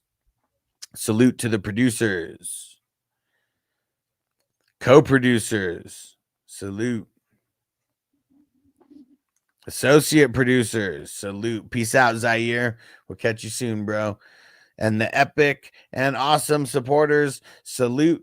Everyone have a safe Labor Day. If you guys are going out, make sure no drinking and driving. Get an Uber. It may be worth. It may cost you more, but trust me, a DUI is way worse than paying even $100 for an Uber. So let's be safe, and we're probably going to be staying inside smoking anyways. And don't draft and drive either. Yeah, don't draft and drive, man. Don't draft and drive. Definitely draft and smoke, but let's kick some ass tomorrow. I know we got some good drafts. All right, Jamie, thanks for coming through, bro. And we'll see you guys tomorrow. Peace out. Defense on me. I don't want them to gain another yard. You blitz all night. If they cross the line of scrimmage, I'm gonna take every last one of you out. You make sure they remember forever the night they played the Titans. Here comes the